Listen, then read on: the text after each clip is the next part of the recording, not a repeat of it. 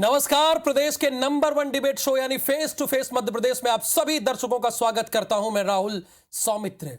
जैसे पूरे देश में गदर 2 ने तहलका मचाया है, 3 दिन में 133 करोड़ रुपए कमा लिए है, ठीक उसी तरह से मध्य प्रदेश की राजनीति में गदर 2 मचा हुआ है। असल में 2018 की तरह 2013 की लड़ाई भी होने जा रही है, यानी राजनीतिक लड़ाई की बात मैं कर रहा हूं। कमलनाथ और शिवराज सिंह चौहान के बीच आमने सामने दोनों लोग हैं और ये लड़ाई उन्हीं के बीच होने जा रही है। 2018 के बाद 23 के चुनाव में भी इन्हीं दोनों चेहरों के बीच राजनीतिक अदावत को देखकर हर कोई यही कह रहा है कि ये सियासी गदर का पार्ट 2 है। लेकिन बीजेपी कांग्रेस पर आक्षेप लगा रही है और कांग्रेस बीजेपी पर आक्षेप लगा रही है। तो यही वजह है कि हमें आज face to face Madhya Pradesh में देखिए ये नाम देना पड़ा गदर 2। एक तरफ कमलनाथ और दूसरी तरफ शिवराज सिंह चौहान। किस मुद्दों के आधार पर यह चुनाव लड़ा जाएगा, आज इसी पर करेंगे बहस। लेकिन पहले बीजेपी और कांग्रेस के नेताओं का क्या कहना है, क्या मानना है, वो आपको रिपोर्ट के जरिए दिखा देते हैं। मेरी राजनीतिक जीवन में किसी ने मेरे ऊपर उंगली नहीं उठाई। सबसे भ्रष्ट इतिहास में मुख्यमंत्री बताते रहे। ट्वीट से लिपटी सुबह, बयानों से गर्म दोपहर और आरोपों से रार बढ़ाती रात। मध्य प्रदेश की पूरी सियासत एक बार फिर 2018 की तरह ही कमलनाथ वर्सेस शिवराज हो गई है। यानी 5 साल बाद फिर एमपी में सियासी गदर के ये दोनों चेहरे आमने सामने हैं, जिससे मुकाबला दिलचस्प होता जा रहा है। संभावित पराजय से बौखलाकर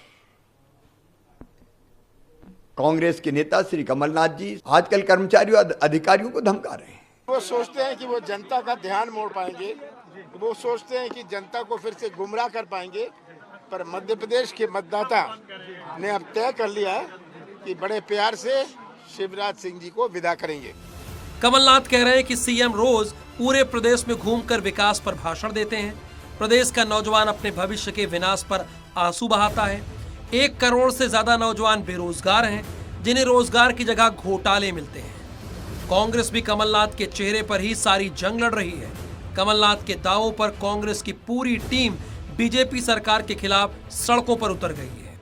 और मुकाबला कमलनाथ जी और शिवराज जी के बीच ही होना चाहिए, मगर ये भ्रष्टाचार के दागी चेहरे, ये नरेंद्र मोदी जी के चेहरे को आगे लाने की कोशिश करके कमलनाथ जी वर्सेस नरेंद्र मोदी चुनाव कराना चाहते हैं। इधर बीजेपी से भी शिवराज सिंह चौहान ही कमलनाथ के खिलाफ अकेले किला लड़ा रहे हैं। सीएम शिवराज सिंह चौहान ने सत्ता में वापसी के लिए जमीन आसमान एक कर दिया है। कांग्रेस की घेराबंदी हो या फिर कमलनाथ सरकार के अधूरे वादे, हर जगह कमलनाथ और कांग्रेस का दमदारी से विरोध करते हुए सिर्फ शिवराज सिंह चौहान ही नजर आ रहे हैं, जो उनके हर एक आरोप पर सख्ती से जवाब दे रहे हैं। मुकाबला नहीं एक तरफा है। पूरी कांग्रेस पार्टी भी इकट्ठी हो जाए, जो कि हो नहीं सकती, तो भारतीय जनता पार्टी से हारने वाली ही है। जैसे जैसे चुनाव नजदीक आ रहे हैं, शिवराज और कमलनाथ के बीच का सियासी दंगल दिलचस्प होता जा रहा है। दोनों के बीच का दंगल देखकर यह तय है कि 2018 की तरह इस बार भी मध्य प्रदेश में मुकाबला इन्हीं दोनों चेहरों के बीच गदर 2 साबित होगा। नवीन कुमार सिंह, IBC 24, भोपाल। तो बात तो यहीं पर आकर टिक जाती है कि दोनों दलों में से किसे जनता का ज्यादा आशीर्वाद मिलेगा। और बड़ी स्वाभाविक सी बात है, जिसे ज्यादा आशीर्वाद मिलेगा वही सत्ता में आएगी। तो राजपाल सिंह सिसोदिया जी हैं, भारतीय जनता पार्टी के फायर ब्रांड प्रवक्ता हैं, स्वागत है आपका। अब्बास हाफिज जी हैं, जो अपनी बात को दमदारी से रखने के लिए जाने जाते हैं, बहस के बजाय ठोस बात करते हैं। दोनों प्रवक्ता वैसे जुड़े हुए हैं। तो राजपाल सिंह सिसोदिया जी, पहले शुरुआत में आपसे ही करूंगा। आप तो सीधे सीधे ये कह रहे हैं कि मामला एक तरफा है, लड़ाई किसी से है ही नहीं है। ये किस आधार पर आप कह रहे हैं? देखिए, जो कांग्रेस का एक्ट है इन दिनों देखने में मिल रहा है, जिस प्रकार से कांग्रेस झूठ के आधार पर राजनीति कर रही मध्य प्रदेश में, जो जिनके नेता अखंड गले गले तक भ्रष्टाचार में डूबे हुए हैं, वो भारतीय जनता पार्टी पर भ्रष्टाचार का आरोप लगाने का प्रयास कर रहे हैं। और प्रयास भी किस प्रकार का, असत्य तथ्यों के आधार पर। अगर सोशल मीडिया हमें किसी प्रकार की आजादी देता है अपनी बात को रखने का, तो इसका ये मतलब नहीं होता है कि अपन झूठी जानकारी को और ट्विटर हैंडल के ऊपर जानकारी को ट्वीट कर दे और आपराधिक कृत्य करने का काम करे। मध्य प्रदेश के सरकार की छवि बिगाड़ने के लिए प्रियंका गांधी जी ने जिस प्रकार से आपराधिक कृत्य करने का काम किया है, उस कृत्य के कारण ही आज कांग्रेस जो है बैकफुट पर नजर आ रही है। कांग्रेस के नेताओं के खिलाफ कार्रवाई हो रही है। क्यों हो रही है? क्योंकि उन्होंने ऐसा कृत्य किया, उन्होंने आपराधिक कृत्य करने का काम किया, क्रिमिनल एक्ट करने का काम किया। उसी वजह से आईपीसी की विभिन्न धाराओं पर के ऊपर कार्रवाई होने का काम हुआ। मध्य प्रदेश में इस प्रकार का झूठा नैरेटिव सेट करने का प्रयास किया जा रहा है। पहले भी 2018 में राहुल गांधी जी आए और आकर मध्य प्रदेश के किसानों के कर्जे माफ 2 लाख तक के सबके किए जाएंगे, इस प्रकार का एक झूठ परोस के गए और उस झूठ से भी मध्य प्रदेश की जनता उभरी भी नहीं थी। कि अब प्रियंका गांधी जी ने एक नया झूठ परोसने का काम मध्य प्रदेश में किया है, जिसकी भर्त्सना की जाती है, निंदा की जाती है, आपराधिक कृत्य, कड़ी से कड़ी कार्रवाई होना चाहिए, एफआईआर हुई है और आने वाले समय में ट्रायल भी होगा और इस प्रकार के मामलों में ऐसे पीड़िताओं को सजा भी होने का काम होगा मध्य प्रदेश में। ये जिस प्रकार से कर रहे हैं, इससे ही ये साबित हो रहा है कि कांग्रेस की जमीन खसक चुकी है। कांग्रेस के पास कोई मुद्दा नहीं है, कोई नेता नहीं है, कोई नीति नहीं है, कोई नेतृत्व नहीं है, कोई कार्यक्रम नहीं है, कोई कार्यकर्ता नहीं है कि ये चुनाव में हमारा मुकाबला कर सके।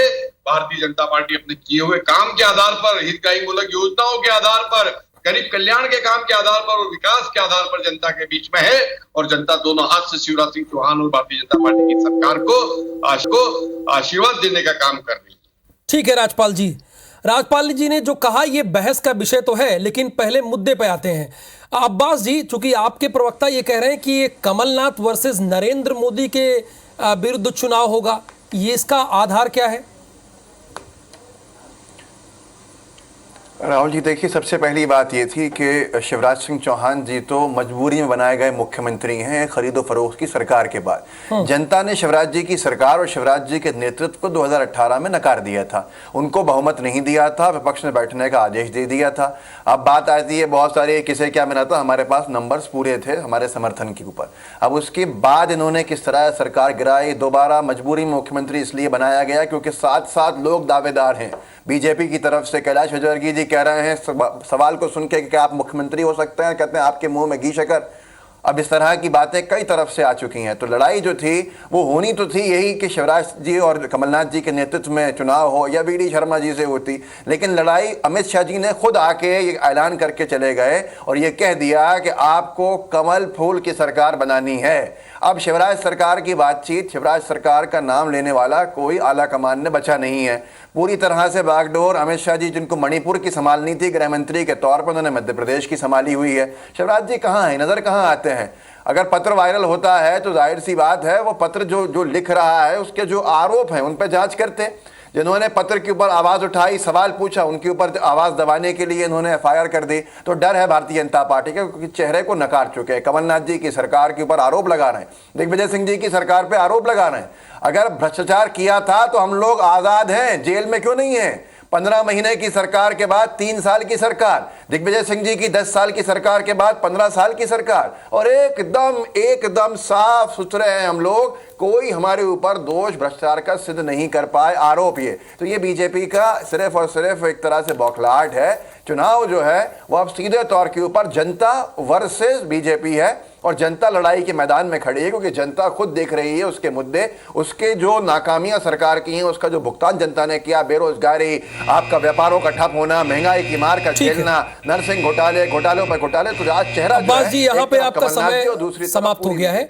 राजपाल जी, चूंकि आपने अपने ओपनिंग स्टेटमेंट में ही कहा था, बहस की शुरुआत करते हैं, आप लोगों का पक्ष तो आ गया कि भ्रष्टाचार के आरोप वो लगा रहे हैं जो आकंठ भ्रष्टाचार में डूबे हुए हैं, लेकिन अब्बास हाफिज जी ये बात कह के जनता के बीच माहौल बनाने की कोशिश करते हैं, बना रहे हैं कि अगर हम भ्रष्टाचार में डूबे हैं तो हम आजाद क्यों हैं, क्यों आजाद हैं हम? तो जाहिर सी बात, इसका जवाब आपको देना चाहिए। जमानत पे है ना, कितने ही मामलों में कांग्रेस के तमाम वरिष्ठ नेता जमानत पर हैं, बेल पर हैं, ट्रायल चल रहे हैं, A to Z घोटाले कर रखे हैं, करोड़ों रुपए के घोटाले इनकी सरकार जब केंद्र में हुआ करती थी, जब राज्यों में हुआ करती थी, इन्होंने करने का काम किया है। 15 महीने दिग्विजय सिंह जी की सरकार के दौरान दिग्विजय सिंह जी पे कौन सा ट्रायल चला है, बताओ मुझे। आप यहाँ झूठ बोल रहा हो सीधे सीधे। 15 बताओ ना, आप नाम गिनाओ मुझे।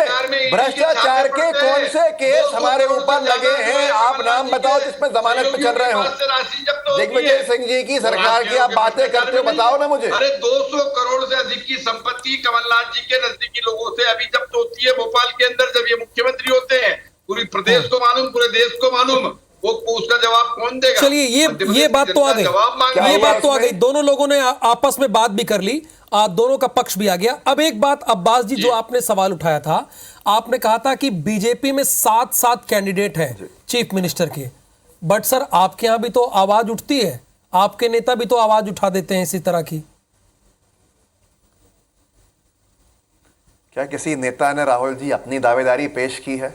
क्या किसी नेता ने यह कहा है कि वो कमलनाथ जी के चेहरे पे तैयार नहीं है? जिस नेता की आप बात करें या बीजेपी आरोप लगाए, उसने सिर्फ एक पार्टी का तरीका बताया है कि हमारे यहाँ पे चयन ऐसा होता है। देखिए आपने एक आधार बनाया ना कि मुंह में घी शक्कर। सुनिए अब्बास जी, हम लोग आप बात पे ही तो बहस कर रहे हैं। आपने कहा मुंह में घी शक्कर, वो मुस्कुरा दिए, तो वैसे तो आपके यहाँ से भी इस तरह की बात उठी ना?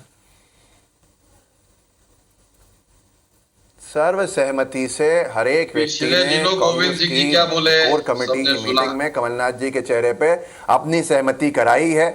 इसके अलावा बात इतनी सी है कि एक व्यक्ति 20 साल से मुख्यमंत्री की कुर्सी पे हो, जो भारतीय जनता पार्टी युवाओं को लाने का मौका देती है, तो बीजेपी की तकलीफ तो साफ दिख रही है। पूरी पीढ़ी खप गई है।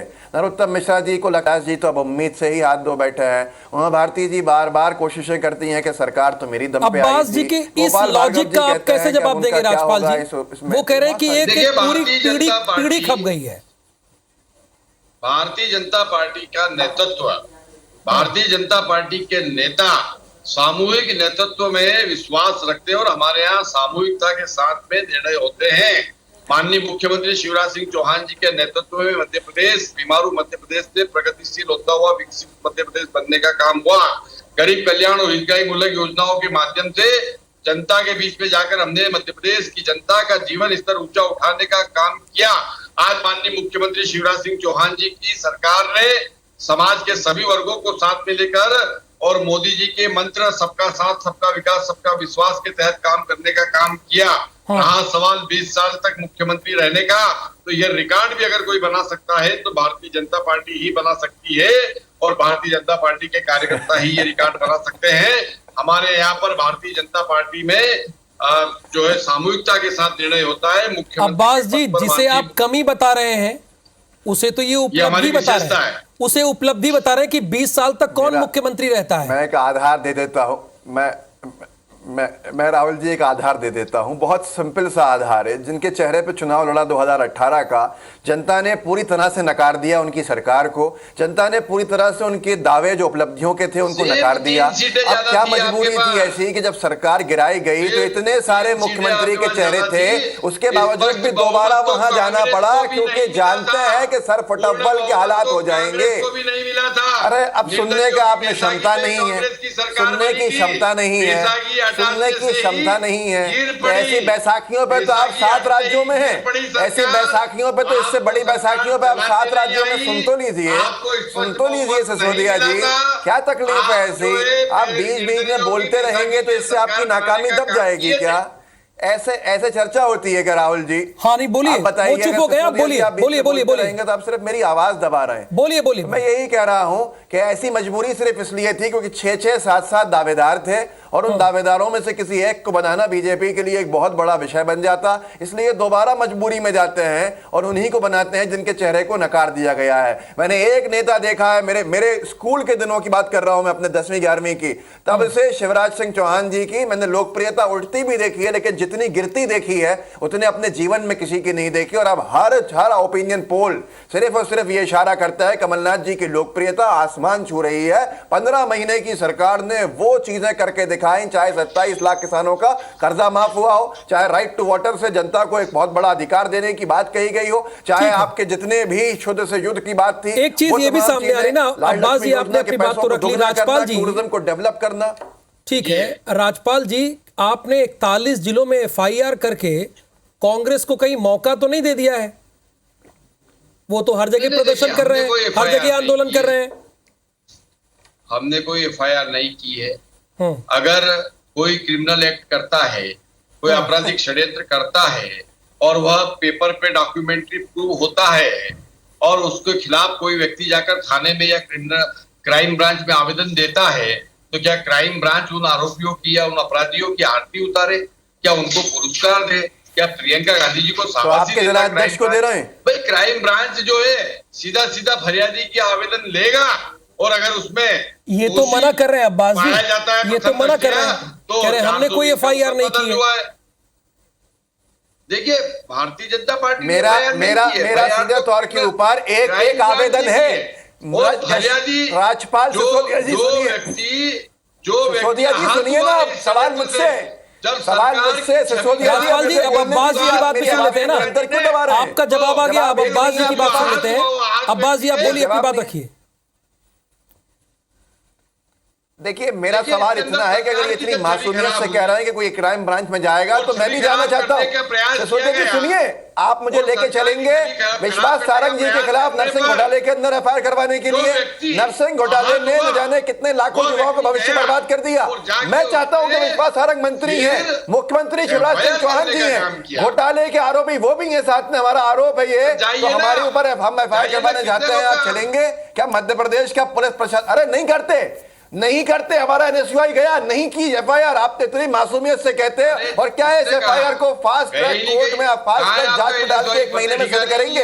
आवाजों को दबाने के लिए एक तो इंदौर एक अड्डा की क्षमता नहीं है, आरोपों के जवाब नहीं दे पा रहे हैं, जनता ने नकार दिया 2018 में जिस चेहरे को, 2023 में उस चेहरे की मजबूरी क्या है? आपकी पूरी पीढ़ी खप चुकी है। उपलब्धियों के नाम पे आपने 303 लाख करोड़ का कर्जा कर दिया मध्य प्रदेश के ऊपर। ये उपलब्धि है आपकी, ये उपलब्धि है आपकी। उपचुनाव के अंदर प्रशासन आपके साथ था, सरकार आपकी थी, और उसके बावजूद भी आधी सीटें हम लेकर आए आपसे। शिवराज सिंह चौहान जी के नेतृत्व में लड़े गए और उन उपचुनाव में एक तरफा भारतीय जनता पार्टी की विजय श्री हुई। चलिए दोनों की बात आ गई, अब फाइनल कमेंट दे देते हैं। फाइनल कमेंट प्लीज राजपाल जी और अब्बास जी। एक ही सवाल है, क्या 2023 का चुनाव शिवराज सिंह चौहान वर्सेस कमलनाथ होने जा रहा है? क्योंकि अभी भी आप लोग मान नहीं रहे हैं। अब्बास जी शुरुआत में आपसे करूंगा, और क्यों नहीं, दोनों बता सकते हैं आप। अब्बास जी देखिए, मेरा कहना यह है कि सबसे पहली बात, हम तो चाहते थे कि शिवराज जी के खिलाफ हम चुनाव लड़ें, लेकिन बीजेपी के ही आला कमान ने आके ये स्पष्ट कर दिया कि मोदी जी के चेहरे पे चुनाव लड़ा जाएगा। लेकिन मोदी जी का चेहरा भी कितना स्वीकार्य रहा है वो कर्नाटक में हमने देख लिया। कमलनाथ जी हमारा चेहरा है, एक तरफ जनता हमारे साथ है, और पूरी भारतीय जनता पार्टी का भ्रष्टाचार जो है वो दूसरा चेहरा है। राजपाल जी, मध्य प्रदेश का चुनाव भारतीय जनता पार्टी की सरकार, शिवराज सिंह चौहान जी की सरकार के द्वारा किए हुए काम, उसके विरोध में कांग्रेस की भ्रष्टाचार की गारंटी। दूसरी तरफ हमारे द्वारा आम कार्यकर्ताओं के द्वारा हितग्राही मूलक योजनाओं का लागू करना, दूसरी तरफ वंशवाद की गारंटी वाली कांग्रेस। हमारा सरकार, मध्य प्रदेश की सरकार, भारतीय जनता पार्टी की सरकार, जनता का एक आग्रह है कि इस आरोप प्रत्यारोप के बीच कहीं ये चुनाव जो 5 साल में एक बार आता है, जनता के मुद्दे से हट ना जाए। बहुत शुक्रिया राजपाल सिंह सिसोदिया जी इस बहस में हिस्सा लेने के लिए। अब्बास हाफिज जी, आपका भी बहुत बहुत धन्यवाद face to face Madhya Pradesh का हिस्सा बनने के लिए। नमस्कार।